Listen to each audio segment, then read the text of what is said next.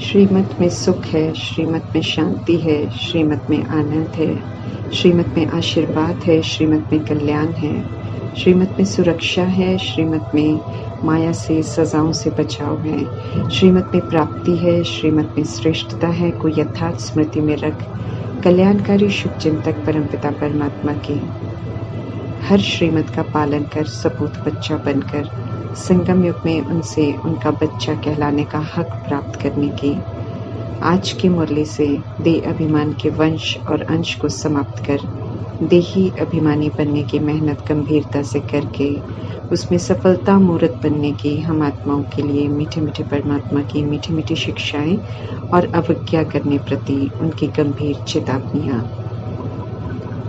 हम सभी आत्माएं एक दूसरे से कनेक्टेड हैं क्योंकि एक ही परमपिता परमात्मा के संतान भाई भाई हैं, लेकिन रावण रूपी देह अभिमान ने हम सभी आत्माओं को भिन्न भिन्न धर्मों में, जातियों में, मेरे तेरे में बांट दिया है। किसी से दुश्मनी तो किसी से स्वार्थ के या मोह माया के रिश्ते से जुड़े हुए हैं, लेकिन आत्मा का ज्ञान नहीं है, इसलिए रिश्तों में भी सच्चाई की लेन देन नहीं है और ऐसी लेन देन सिखाने वाला भी कोई नहीं है क्योंकि सिखाने वाले भी बटे हुए हैं।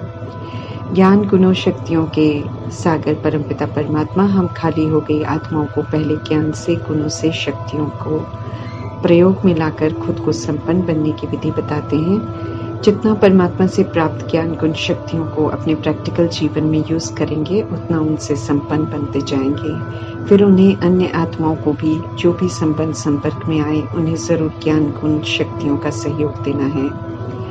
जैसे हम आत्माओं को ज्ञान गुण शक्तियों की आवश्यकता थी, ऐसे ही अन्य आत्माओं को भी जरूरत है। इसलिए हमें भी अन्य आत्माओं को अर्थात परमात्मा के बच्चों को परमात्मा से मिली चीजों का सहयोग जरूर देना है। अभी भी सभी आत्माओं को जरूरत है और आगे चल भी इनकी बहुत जरूरत पड़ेगी। इसलिए ज्ञान गुण शक्तियों के खजानों से भिन्न भिन्न परिस्थितियों में यूज करने को कहते हैं परमात्मा। हर समय ज्ञान गुण शक्तियों को जीवन में यूज करना अर्थात संपन्न बनना, तीनों को आवश्यकता पड़नी है। इसलिए तीनों की आवश्यकता पड़नी है, इसलिए परमात्मा खास ध्यान खिंचवा रहे हैं कि एक में भी कमी न हो। कल्याणकारी परमात्मा की संतान हैं हम, इसलिए जैसे परमात्मा नहीं देखते कि वर्तमान में आत्मा कैसा पाठ बजा रही है क्योंकि सब इस समय परवश है, इसी तरह हम आत्माओं को भी समझते रहें कि कैसी भी आत्मा हो, गाली देने वाली हो, निंदा करने वाली हो, तो भी अपनी वृत्ति अर्थात सोच और नजरिए से या अपनी स्थिति से गुणों का दान देना है। अर्थात किसी के भी असभ्य पाठ को देखते हुए न देखे, अर्थात बिना प्रभावित हुए शांत चित्त और सहनशील रहते हुए शांति की शक्ति का और सहनशीलता के गुण का सहयोग देना है।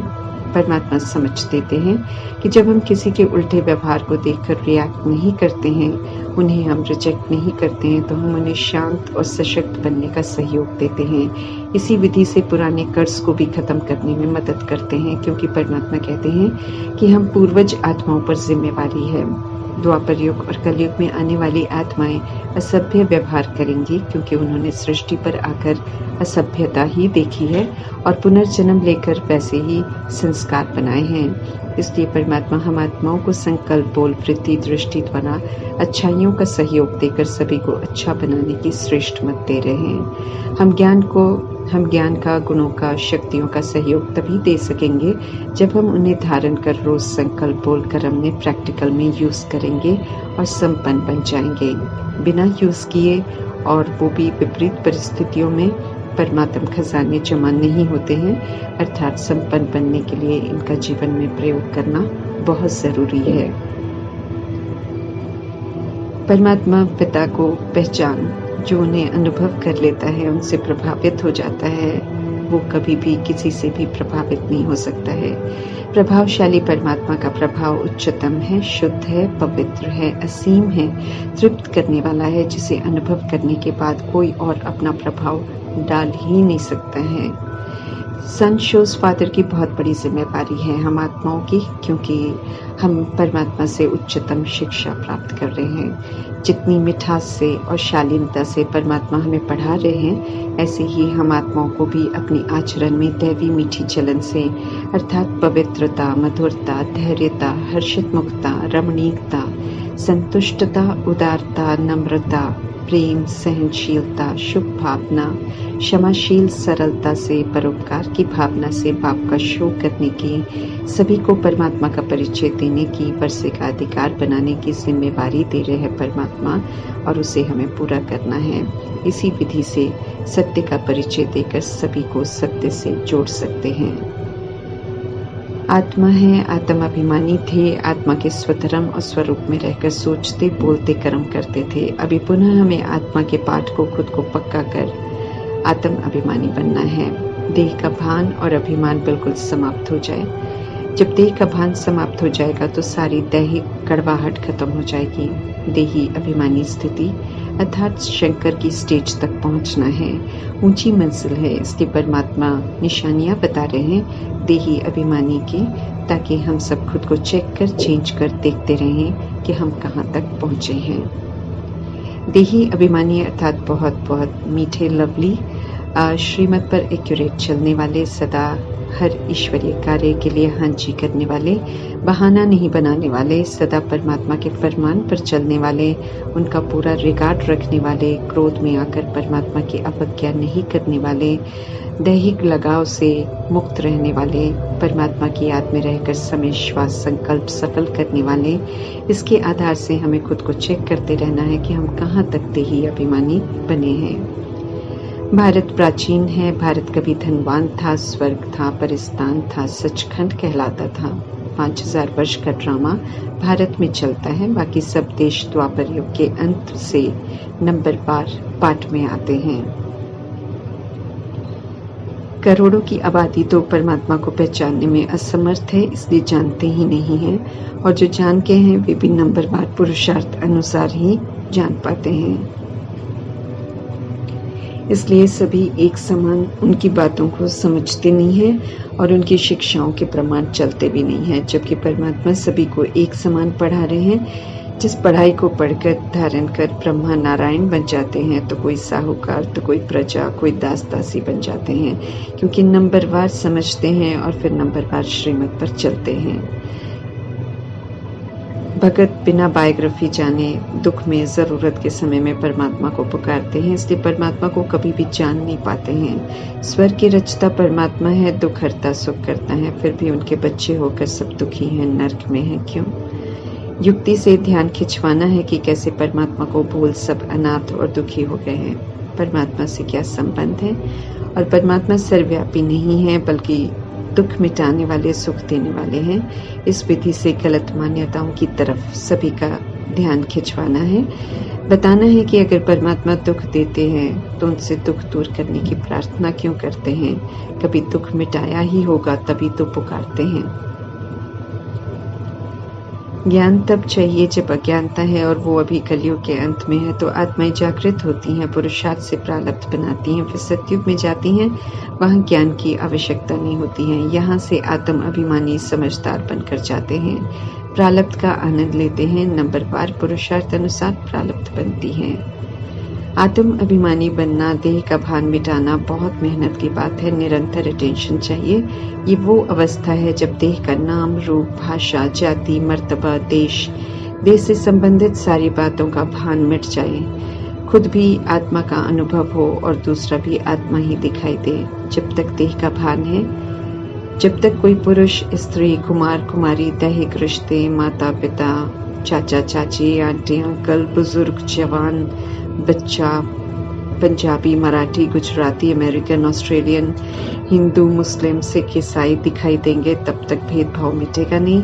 बहुत बहुत मीठे, लवली, निर्विकारी बनेंगे नहीं, मेरे तेरे के जाल से छूटेंगे नहीं, तब तक सच्चे बनेंगे नहीं।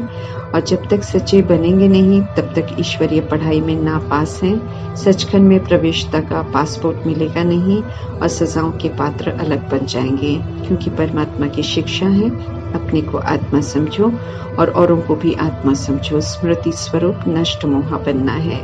धर्मराजपुरी शुरू होने से पहले बनेंगे नहीं तो सजाओं द्वारा आत्म अभिमानी बनना पड़ेगा। देह का भान, दैहिक संबंधों का भान, देश, नाम, रूप, भाषा सब छोड़ना पड़ेगा, क्योंकि वो आत्मा का है ही नहीं। देह की सारी चीजें तो देह के साथ खत्म हो जाएंगी। बहुत मेहनत है, और प्रैक्टिकल में समझकर चलने का अटेंशन रखने की ज़रूरत है, जिसके प्रति परमात्मा अटेंशन दिलाते रहते हैं। देह का भान और अभिमान ही दैहिक रिश्तों को संबोधित करता है। परमात्मा समझाते हैं कि आत्मा भाई भाई की दृष्टि वृत्ति रखो। परमात्मा कहते हैं कि निरंतर आत्मा की तरफ ध्यान देने में जो तत्पर रहेंगे वही देही अभिमानी बन सकेंगे। आत्मिक भाव और भावना होगी तभी हम बहुत बहुत मीठे और लवली बन सकेंगे। देह भान या देह अभिमान होने से मिठास और आत्मिक खुशबू निकल जाती है। जो परमात्मा की श्रीमत पर एक्यूरेट चलते हैं, परमात्मा उन्हें ही अपना बच्चा कहते हैं। जो नहीं चलते हैं उन्हें अपना बच्चा नहीं कहते हैं और न वो कोई ऊंच मर्तबा प्राप्त कर सकते हैं। ये परमात्मा आज स्पष्ट कर रहे हैं। देह का अभिमान श्रीमत पर नहीं चलने देता है। देह अभिमान ही असुर बनाता है, कड़वा बनाता है। इसलिए इस देह अभिमान को अटेंशन से परमात्मा की आज्ञा समझकर त्याग देना है। खुद को चेक करना है कि रिटर्न जर्नी में हम कहाँ तक पहुँचे हैं। तमो प्रधानता से तमो, फिर रजो प्रधान, फिर रजो, जो कमी कमजोरियों को छोड़ते हुए अर्थात यूज नहीं करते हुए सतो तक पहुँचना है। इस स्टेज तक आएंगे तो कर्मेंद्रियों की चंचलता समाप्त हो जाएगी। फिर सतो प्रधान की स्टेज तक पहुँचना है, जहाँ कर्मेंद्रियाँ बिल्कुल शीतल हो जाएंगी और देही अभिमानी बन जाएंगे। रावण की मत पर अर्थात दुनिया जैसे चल रही है ऐसे चलते रहेंगे तो कभी भी मंजिल तक नहीं पहुँच सकेंगे। 100 वर्ष के संगम युग के अंतिम 15 वर्ष में पहुंच गए हैं हम सब, तो अब धीरे धीरे हम नहीं चल सकते हैं। हर कार्य करना है, हम ये कार्य नहीं कर सकते कहना भी देह का अभिमान है। प्रजापिता ब्रह्मा बनकर दादा लेखराज का शाही ठाट बाट सब छोड़कर उन्होंने हर छोटा बड़ा कार्य खुद करके फिर जो यज्ञ में समर्पित हुई आत्माओं से भी करवाया। सब ज्यादातर अमीर घरों के थे, कभी कोई कार्य किया ही नहीं था। छोटे शरीर में थे या थोड़े बड़े, सभी से कार्य करवाया ताकि देह का अभिमान छूट जाए। चप्पलें भी बनवाई और बाप समान बनकर दादी का टाइटल लेने वाली आत्माओं ने, दादी जानकी, दादी गुलजार ने अपने अनुभव सुनाए हैं कि उन्होंने भी चप्पलें बनाई हैं, बर्तन साफ किए हैं, कपड़े धोए हैं, छोटे बड़े सारे कार्य किए हैं। देह अभिमान सत्यानाश कर देगा, अर्थात गिर पड़ेंगे, नौकर चाकर बनेंगे। जो यहाँ अपना कार्य नहीं करते हैं, दूसरों से करवाते हैं, वे आगे चल के नौकर चाकर बनेंगे। कोई नौकर बने, प्रजा बने, साहूकार बनने वाला पुरुषार्थ करे, परमात्मा की अवज्ञा की सजा तो जरूर खानी पड़ेगी। देह का अभिमान है तो अज्ञानी है, वे ईश्वरीय कार्य में किसी काम के नहीं है। परमात्मा की श्रीमत पर नहीं चलेंगे तो परमात्मा सावधान कर रहे हैं कि माया बहुत धोखा देगी। देह अभिमान को मिटाना है, इसलिए देह अभिमानी का संग बिल्कुल नहीं करना है। कलयुग कांटों का जंगल है, देह अभिमान से भरा हुआ है, इसलिए दुख, मारामारी है, खून खराबा है। इस प्रति कोई आकर्षण न हो, इससे किनारा कर हमें संगम युग पर रहना है। परमात्मा के संग उनके साथ रहना है, अर्थात उनका कहना मानना है। कांटों से फूल बनना है हमें, इसलिए कांटों की दुनिया देख आकर्षित नहीं होना है। परमात्मा को यथार्थ जानना, उनका कहना मानना, अर्थात रिलीजियस बनना, ऐसा बनने का पुरुषार्थ सबको अपना अपना है, इसलिए रिलीजियस भी सब नंबरवार बनते हैं। आत्माएं जो परमात्मा से प्रीत बुद्धि हैं, वे पांडव हैं, माया से गुप्त युद्ध करते हैं और अपनी कमी कमजोरियों को खत्म करते हैं। अगर हम परमात्मा को याद नहीं करेंगे तो माया का थप्पड़ लग जाएगा, अर्थात माया के वशों मायावी कर्म करेंगे, हार खाएंगे, फिर पछताएंगे। नई दुनिया को देखना है और वहां जाने लायक हमें बनना है। परमात्मा जब तक ड्रामा के पाठ में है तब तक वरदानी समय है। इसी बीच हमें दैवी गुणों की शक्तियों को, ज्ञान को धारण करना है, मीठा बनना है, संपूर्ण बनना है, तो परमात्मा से तथास्तु का वरदान मिल जाएगा। उतना भविष्य में भी अविनाशी बन जाएगा। सतयुग में देह का अभिमान नहीं होता है, इसलिए सतयुग में जाना है तो देह का अभिमान न रह जाए, ये रोज यहाँ ही चेक करके खत्म करना है। हम आत्माएं बिना शरीर के नीचे आए थे और अब वापस घर बिना शरीर के जाना है, इसलिए शरीर से डिटैच होना है। नहीं होंगे तो अटैचमेंट बहुत दुख देगी। परमात्मा पढ़ा रहे हैं तो हमें उनका कहना मानकर उनका पूरा रिकॉर्ड रखना है। उनका सपूत बच्चा कहलाना है तो देह अभिमान की कड़वाहट को बिल्कुल समाप्त करना है। माया के तूफानों से हमें सावधान रहना है। परमात्मा से पढ़ रहे हैं, उनसे वर्षा ले रहे हैं, यही भूलते रहेंगे तो बर्बाद हो जाएंगे, झोली खाली हो जाएगी, सजा भी बहुत खाएंगे और मर्तबा भी प्रजा में अति साधारण मिलेगा। जो खुद श्रीमत पर नहीं चलता या परमात्मा को छोड़ देता है, वो औरों को भी संशय बुद्धि बनाने के निमित्त बनता है, इसलिए उसकी भी सजा खाते हैं। परमात्मा को तरस पड़ता है उन पर जो माया के वश होकर हार खाते हैं। अचल अडोल बनना है, हार नहीं खाएंगे तो गोल्डन एज में जाएंगे। ज्ञान भी पूरा चाहिए, योग भी पूरा चाहिए, तब गिरेंगे नहीं। प्यार से मुरली पढ़नी है, प्यार से उन्हें याद करना है, प्यार से उनका कहना मानना है, यही एक ठिकाना है। यहाँ धक्के खाकर नहीं आना है, बल्कि इसी ठिकाने पर रहकर हमें सेफ रहना है। जो मिलना है परमात्मा से ही मिलना है। इस सत्य को जानकर इधर उधर भटकने से खुद को हमें बचाना है। जागृत रहना है और जगाने की सेवा करनी है। सत्य से परिचित कराना पुण्य का कार्य है, इसमें सहयोगी स्वरूप बनना है। विनाश सामने खड़ा है, उससे पहले जो पुरुषार्थ कर सकते हैं, जितनी प्रारब्ध बना सकते हैं, जितना परमात्मा की याद में रहकर अतीन्द्रिय सुख का अनुभव कर सकते हैं, उतना कर लेना है। ये अवसर फिर 5000 वर्ष के बाद मिलेगा। परमात्मा की याद से ही अच्छी गति होगी, इसलिए सिर्फ उन्हें याद करने का अभ्यास पक्का करना है। सब खत्म होने से पहले जो बहुतों के कल्याण अर्थ कर सकते हैं वो कर लेना है। समय समाप्त होने के बाद कुछ ऑफर भी करेंगे तो परमात्मा उसे स्वीकार नहीं करेंगे, इसलिए सत्य का रास्ता बताने की सेवा टू लेट का फाइनल बोर्ड लगने से पहले ही करके ईश्वरीय कल्याणकारी कार्य में हमें सहयोगी जरूर बनना है। ओम शांति।